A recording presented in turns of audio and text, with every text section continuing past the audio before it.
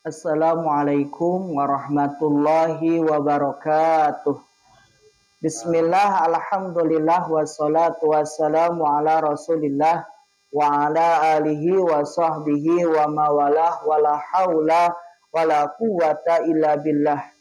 Rabbi srahli sadri wa yassirli amri wahlul uqdata min lisani yafqahu qawli. Ya fatahu ya alim, ya fatahu ya hakim, ya fatahu ya mubin.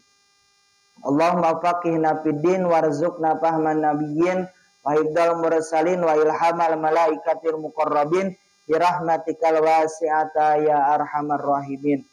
Allahumma faqihna fid din wa alima ta'wil.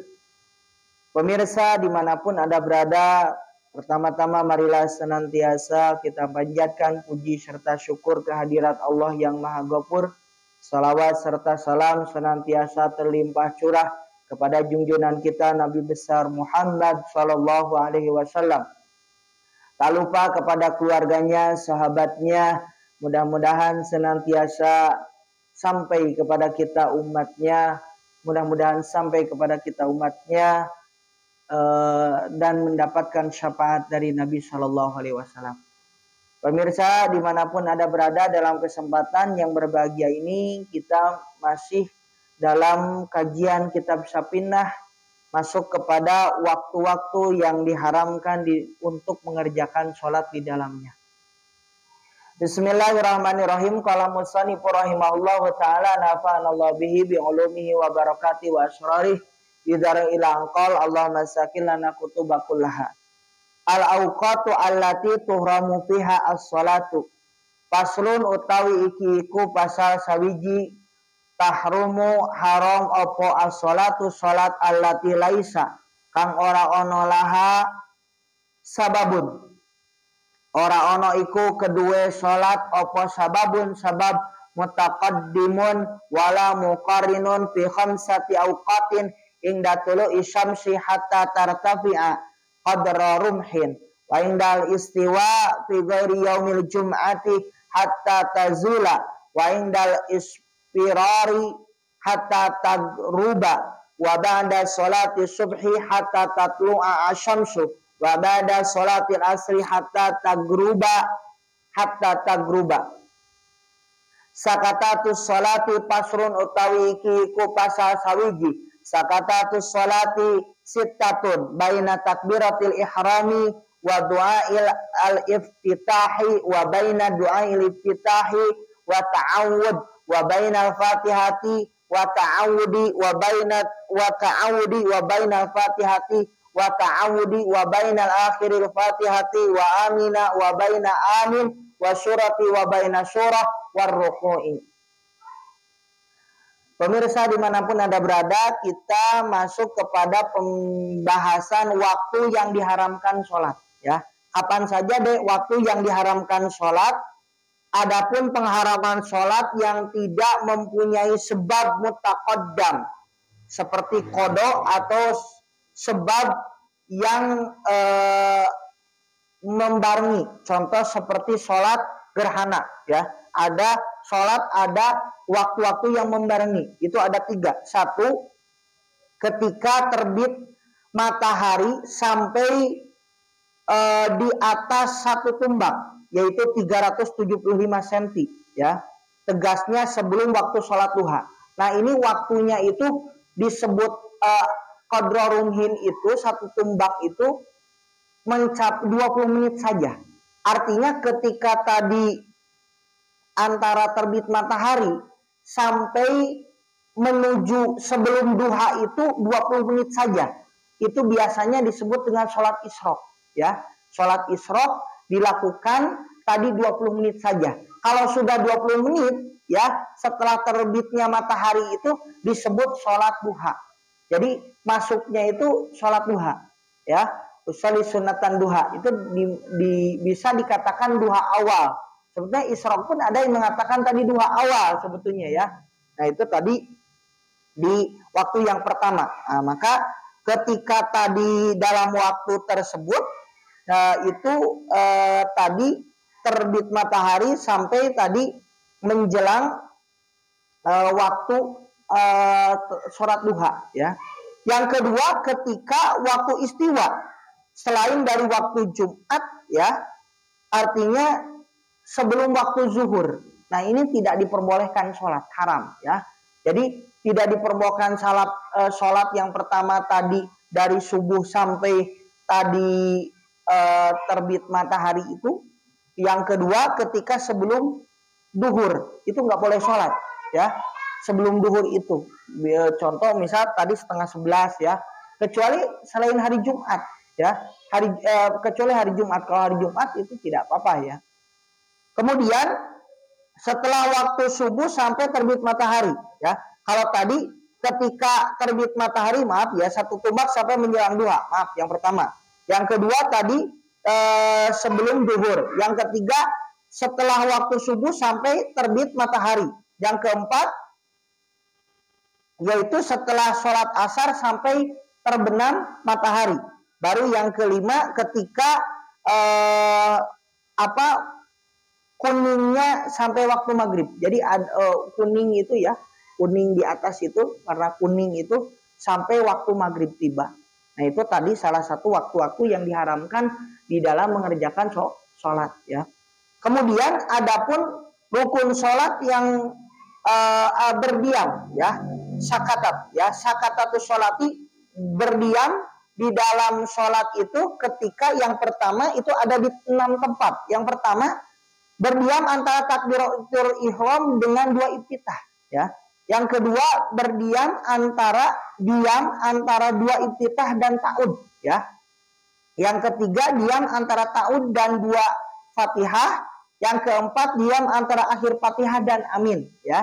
Yang kelima diam antara amin dan surat. Dan yang keenam diam antara surat dan ruku. Ini waktu diam di dalam sholat ya, sakatat disebutnya. Nah kemudian sekarang kita masuk kepada rukun sholat yang wajib tumaninah. Arkanul allati talzamu fiha atumaniyah, paslun utawi iki iku pasal sabiji al arkanu utawi pirang-pirang rukun allati talzamu kang wajib fiha ing dalam pira-pira rukun opo atumaninah. Tumaninah iku arbaatun, itu ada 4. Ar-ruku'u wal i'tidalu wa sujudu wal julusu baina sajadataini atumaninah ya sukunun ya, ba'da harakatin bihaitsu yastaqirru kullu qadwin mahallatun biqadri subhanallah ya. Rukun sholat yang wajib tumaninah itu ada 4. Jadi wajib diam. Jadi ketika tadi dalam rukun sholat yang itu wajib diam. 1. Adapun rukun sholat yang wajib diam itu ada 4. 1 adalah ketika ruku. Ketika ruku itu wajib diam. Ya. Biqadri subhanallah, paling sedikitnya ya. Ukuran subhanallah. Contoh subhana rabbiyal azimi wa bihamdi. Paham ya? Subhana rabbiyal azimi wa bihamdi. Nah, gitu. Jadi jangan sampai gitu. Tapi tadi ada diam dulu ya. Kemudian yang kedua di dalam i'tidal, sami Allahu liman hamidah, diam dulu bentar ya. Jadi enggak langsung ke bawah, tapi harus diam dulu ya. Kemudian ketika sujud, subhana rabbiyal a'la, itu juga harus diam ya ketika sujud. Kemudian duduk di antara dua sujud, itu juga sama. Adapun yang namanya tumaninah itu diamnya anggota setelah tadi bergerak sekira tetapnya semua anggota di tempat itu atau seukuran dengan membaca subhanallah. Diam dulu. Atau seukuran subhanallah. Paham ya? Subhanallah. Gitu. Subhanallah. Sabi Allah liman hamidah. Subhanallah. Allah. Seukuran itu. Paham ya? Jadi seukuran subhanallah itu ada jeda. Subhanallah. Seperti itu ya, paling sedikit sebentar ya. Asbabu sujud sahwi, sebab sujud sahwi. Nah sekarang sujud sahwi karena lupa. Kemarin doanya sudah dihafal ya waktu itu ya. Pasun utawi iki iku pasal sawiji asbabu sujud sahwi arbaatun al awatar kubadi min abadi sholah au ba'di al-ba'di Ya. Asani fi'lu ma yabtulu amdu wala yabtulu syawuhu idza ta'alahu nasiyan. Asalisu naqlu ruknin qawliyin ila ghairi mahallihi. Ar-rabi'u iqa'u ruknin fi'liyin ma ihtimali az-ziyadah. Abadu sholati pasrun utawi iki iku pasal sawiji. Abadu sholati utawi pirang-pirang sunah abad sholat iku sab'atun. At-tasyahudu al-awwal wa qu'udu wa sholatu ala nabi sallallahu alaihi wasallam fihi wa sholatu ala al-ali fi tasyahudi al-akhir wa qunutu wa qiyamu wa sholatu wassalam ala nabi sallallahu alaihi wasallam wa alihi wa sahbihi fihi. Nah, sekarang kita masuk kepada sebab-sebab perkara atau sebab-sebab yang menjadikan sujud sahwi. Apa saja yang menjadikan sujud sahwi? 1. Meninggalkan sebagiannya dari sebagian sunnah abad. Nanti di sini ada sunnah abad itu apa saja, ya. Sunnah abad seperti meninggalkan qunut atau tidak tasyahud awal. Adek lupa duduk di antara duduk tasyahud awal, ya, tahiyat awal, lupa. Itu sujud sahwi. Paham ya? Atau qunut. Waduh, Pak Ustaz saya lupa nggak qunut tadi. Sholatnya sendirian sih, tadi ketinggalan. Saya lupa qunut. Nah, itu sujud sahwi. Paham ya? Yang kedua, mengerjakan kepada satu perkara yang kalau disengaja itu akan batal sholatnya, ya. Satu perkara yang memang itu disengaja. Artinya kalau disengaja, artinya begini, mengerjakan satu perkara kalau memang disengaja artinya justru batal sholatnya. Yang ketiga, memindahkan rukun seperti ucapan kepada selain tempatnya, seperti membaca Fatihah ketika duduk atau pas tahiyat. Allahu Akbar kabir. Ini tadi malah baca itu. Nah, tadi bacanya ya. Jadi salah baca. Atau ketika ruku, pas ruku at-tahiyat tuh. Ini bacanya itu yang ngelamun misalnya. Yang keempat yaitu menibahkan rukun sebangsa pekerjaan serta pantas tambahnya seperti ragu-ragu di dalam rakaat sholat. Ini 3, 4. Saya udah 3 rakaat atau 4 ya. 3 rakaat atau 4. Nah, ragu-ragu ya. Kemudian ditambah 1 rakaat. Maka yang tadi kalau misal kurang ditambah 1 rakaat. Kalau misal dia misal sedikit 3, 4. Udah ambil yang 3 tambah 1 rakaat. Paham ya? Gitu. Nah, ini salah satunya tadi ketika di dalam sebab sujud sahwi ya. Jadi dalam 4 tempat itu ya, meninggalkan tadi rukun abad. Nah, adapun sunnah itu ada 2 deh. Yang pertama sunnah abad ya. Apa itu sunnah abad? Sunnah abad yaitu sunnah-sunnah di dalam sholat yang kalau dikerjakan sunnah itu harus diganti dengan sujud sahwi. Itu sunnah abad. Paham ya? Jadi kalau ditanya apa itu sunnah abad? Sunnah abad adalah sunnah yang kalau sunnah itu tadi ditinggalkan, maka sunnah itu harus diganti dengan sujud sahwi. Paham ya? Enggak juga, enggak wajib. Hanya tinggal sujud sahwi saja. Kan kalau wajib mah batal. Benar enggak? Ya. Sekarang sunnah hayah. Apa itu sunnah hayah? Yaitu sunnah-sunnah di dalam sholat yang kalau ditinggalkan tidak harus diganti dengan sujud sahwi. Itu bedanya. Sunnah hayah dengan sunnah abad. Nanti kita akan sebutkan apa saja sunnah abad. Sunnah abad, ya. Sunnah abad tadi sudah dibacakan ininya. Apa saja? Yang pertama tahiyat awal. Nah, tahiyat awal termasuk sunnah abad. Yang kedua duduk di antara tahiyat awal, ya. Duduk antara tahiyat awal. Yang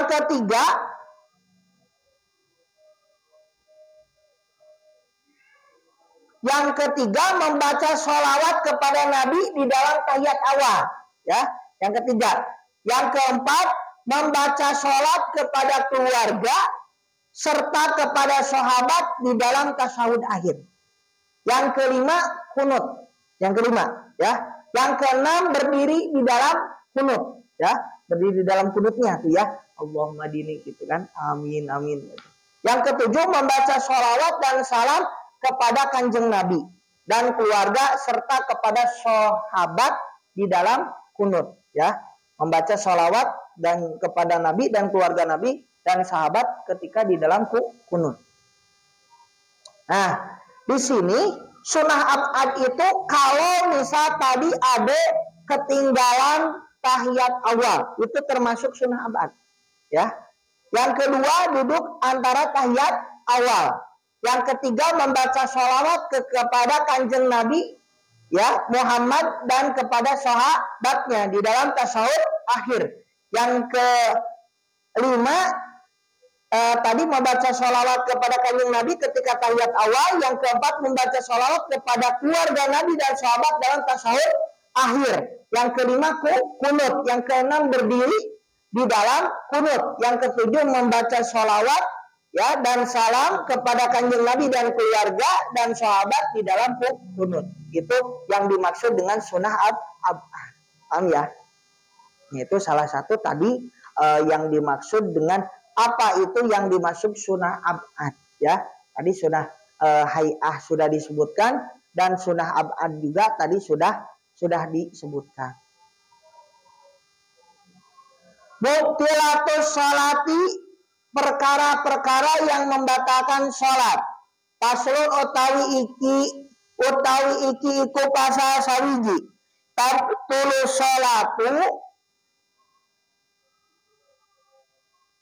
jadi batal opo as-sholatu sholat bi arba'asyrata khoslatan bil hadati wa bi wuqu'in najasati ilam tulqa halamin ghairi hamli wa kisafil aurat ilam tustar halan wa nutqi bi harfaini aw harfin mubhimin amdan wa bil muktir amdan wal akli al kafir nasiyan wa thalathi harakatin mutawaliyatin walau sahwan wa wasbati al fahisyah wa darbah al muqritah wa ziyadati ruknin fi'liyin amdan wa taqaddumi ala imami bi ruknain fi'layain wa takhallufi bihima bigairi odrin wa niyati qat'i sholati wa taliki qat'iha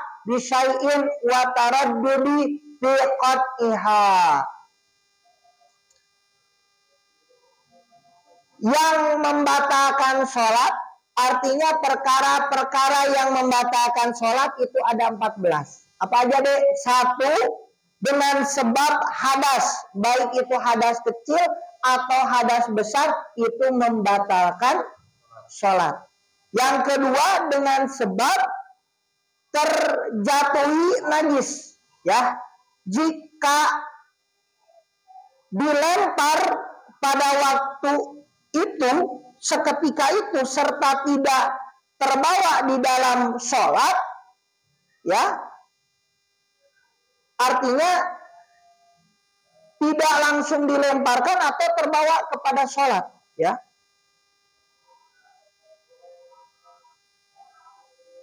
Contoh seperti ini, jatuh, ada kotoran misalnya jatuh, kering misalnya, dilemparin sama kita, cepat dihilangkan, ya, maka itu tidak membatalkan, tidak terbawa kepada sholat, ya.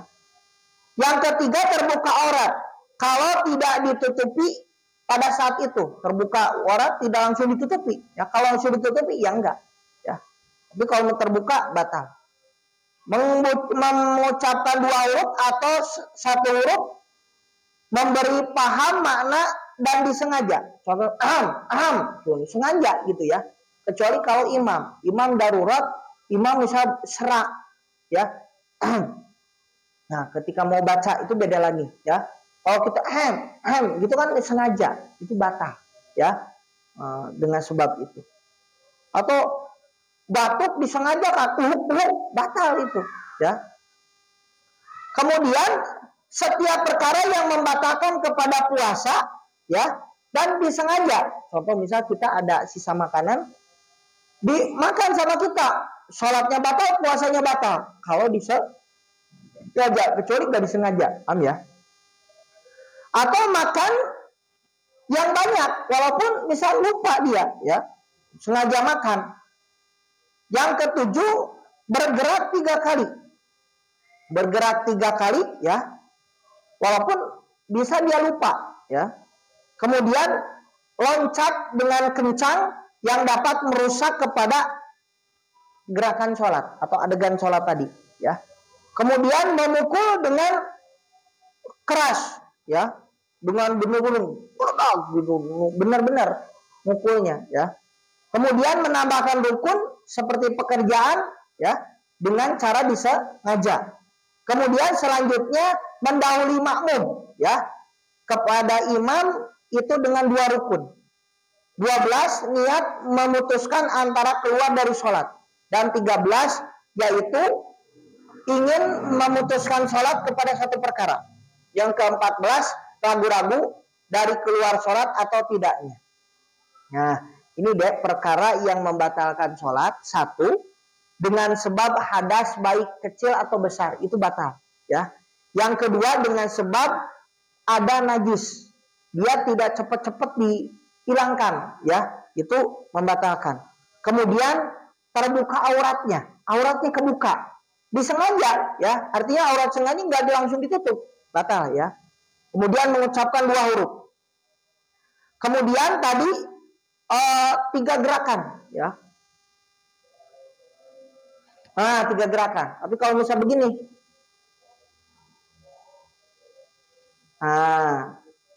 gatel. Tapi kalau begini, itu batal. Atau begini, itu batal, ya. Kemudian mukul misal, beda lagi. Tapi kalau misal mukul dia menghalangi isyarat, gitu. Kalau ada yang lewat, makanya sholat itu tadi kalau bisa ya di depan tiang gitu kan, yang ada ininya tuh, atau dikasih sejadah, ya, supaya orang gak lewat kan begitu. Kemudian menambah rukun atau pekerjaan, itu nama rukun juga batal, ya. Tidak boleh mendahului imam belum ini udah ini. Beda kalau misal orang yang darurat, contoh orang yang badannya besar, enggak biasanya, kalau orang itu cepat ingin ini, asalkan itu ada darurat dan itu 1 kali saja. Kalau 2 kali itu membatalkan, ya. Imam belum sujud, ini udah sujud, ya, belum ruku, ini dia udah sujud, batal. Kemudian niat keluar dari sholat, itu juga batal, ya. Atau dia ingin menyangkutkan dengan sesuatu perkara. Kalau ada hujan, saya mau batalin sholat, itu batal sholatnya, ya. Walaupun gak jadi misal. Nanti kalau ada tamu, saya mau batalin sholat, itu batal sholatnya. Oh iya deh. Jadi tidak boleh mencantumkan. Atau dia ragu-ragu, ya, saya keluar sholat atau enggak ya? Keluar, nah itu batal, ya. Nah itu tadi perkara-perkara yang membatalkan ketika sholat. Alhamdulillah tadi walaupun sebentar, ini beberapa tadi penjelasan tentang bagaimana di dalam sholat ini kita harus berhati-hati di dalam perkara-perkara yang membatalkan sholat. Maka pemirsa dimanapun Anda berada, pembatalan sholat ini harus sekali kita ketahui, karena ditakutkan kita telah melakukan pembatalan sementara kita tidak tahu kita itu sudah batal di dalam sholat. Maka mudah-mudahan terus semakin hari demi hari kita semakin meningkatkan kualitas keilmuan kita di dalam ibadah kepada Allah Subhanahu wa taala, supaya ibadah kita menjadi ibadah yang diterima oleh Allah Subhanahu wa taala dan senantiasa dibimbing, ya, oleh guru-guru kita, dibimbing oleh muallim kita di dalam mengerjakan sholat, harus dengan ilmunya, harus dengan pengetahuan, harus dengan tahu rukun, pembatalan ataupun hal-hal yang merusak di dalam sholat kita, dan senantiasa kita istiqomah di dalam mencari ilmu untuk bekal di dalam memperbaiki ibadah kita. Demikian pada sore hari ini, pertemuan singkat ini, semoga mendapatkan keberkahan dari Allah Subhanahu wa taala. Semoga adik-adik atau saudara-saudara dimanapun Anda berada yang menuntut ilmu agama pada saat ini. Allah berikan keberkahan kepada kita semua, berikan rezeki yang berkah kepada kita semua.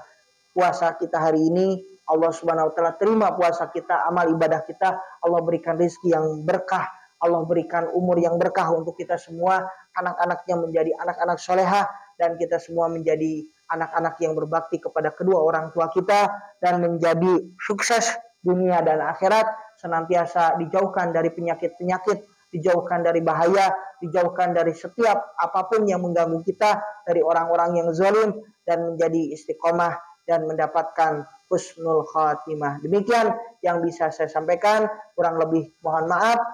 Wallahu muwaffiq ila aqwamit thariq. Wabillahi taufiq wal hidayah. Assalamualaikum warahmatullahi wabarakatuh.